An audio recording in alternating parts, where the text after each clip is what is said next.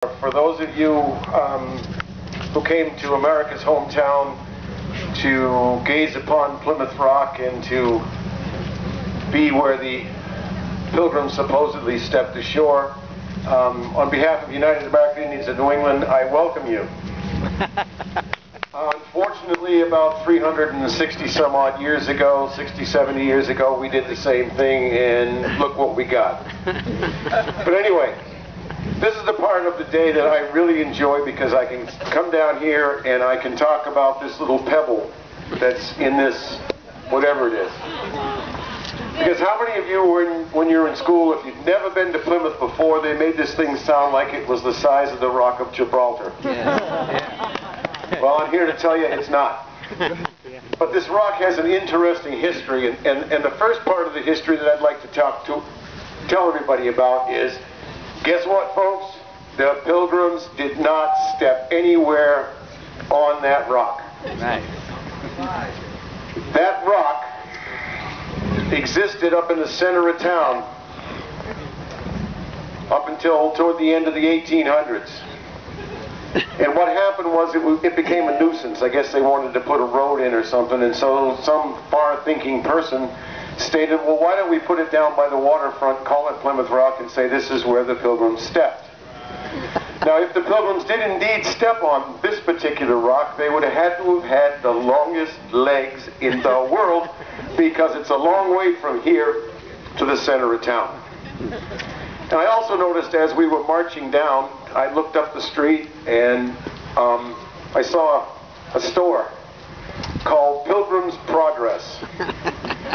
And you'll never guess what they sell in this particular store. Clothing, of all things. But Pilgrim's Progress, and not one of the mannequins in the window looked like a pilgrim.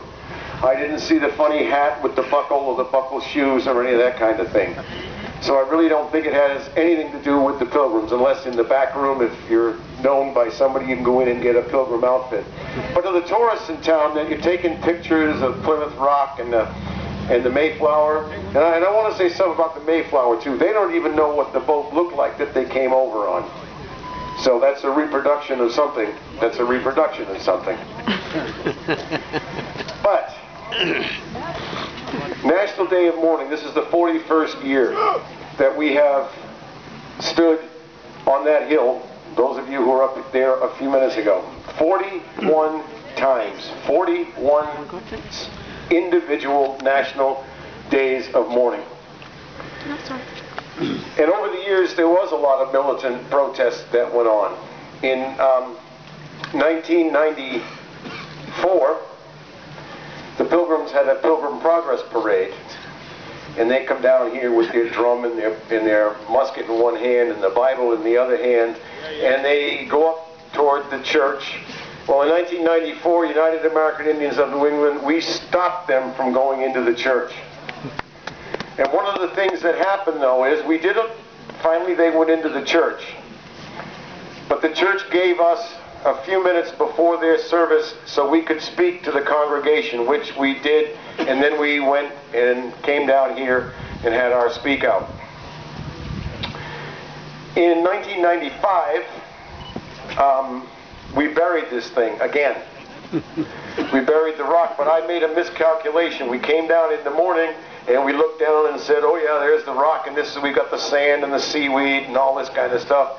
And we came down the hill, and I'm going to jump into the pit and bury the rock. But what I forgot was the tide comes in here. So I'm on my way down into the pit, and I'm going, oh God. And I went splash. But we did bury the rock. Yeah. And then in 1996, again, the Pilgrim Progress Parade had either started at 10 o'clock in the morning or 2 o'clock in the afternoon, and we had always had our speak out at noon, but lo and behold, in 1996, at about 12:30 in the afternoon, we hear the drum going, ba-da-boom, ba-da-boom, ba-da-boom, and we look down, and they've already started right in the middle of our ceremony, which we had been doing for years. They started their march. Well, they got right to the top of the hill, where Leiden Street sort of joins the street that goes around the hill, and we let them go by, and then we followed them in a march. Well, they never made it to church that day, and the reason they didn't make it to church that day was they turned and ran back to their little pilgrim house. We shut down the Pilgrim Progress Parade. They were unable to keep that racist, the most horrendous looking thing that I've ever seen in my life. People marching with a musket in one hand and a Bible in the other. What does that tell you about this particular country? And what they have done to the indigenous population, not only in North America, but Central America and South America. And not only did they do it back then, they're still doing it today, but now they're doing it overseas, in Iraq, in Afghanistan, in Pakistan. And they're backing the people that want to keep the Palestinians down, and all of that kind of stuff. So for the tourists, save yourself a couple of pictures on a roll of film or your digital camera if you've got the space, because the people that are standing here, this is where it's at. This is what we need to be doing. We need to get those troops out of Afghanistan. We need to get them home. We need to get out of Iraq. And we need to just stop all of that kind of stuff. The big debate over health care that happened last year or whatever it was, and they're always wondering, well, how are we going to pay for this? How are we going to pay for this? Well, it's plain and it is simple. That's right. I don't mind a nickel of my taxes going to pay for someone's health care, or to pay for someone's unemployment. Yeah. But I absolutely hate the fact that my income tax is paying for a government to go over and kill innocent people. Right. Get those troops home. Bring them home. Bring them home. Bring them home.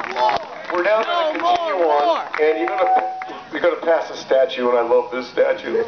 This statue was of Governor Bradford, and I didn't realize he was only about 3'3". He's real short, so if you blink, you might miss him. But I am happy to say, in the early part of National Day of Mourning, we did something for Governor Bradford because he looked cold. We dressed him in Klan robes, which was a great, powerful statement that we made. So we have always done something to protest something. And again, we will be here every year. The way things are going, I know that we're going to have to be here every year.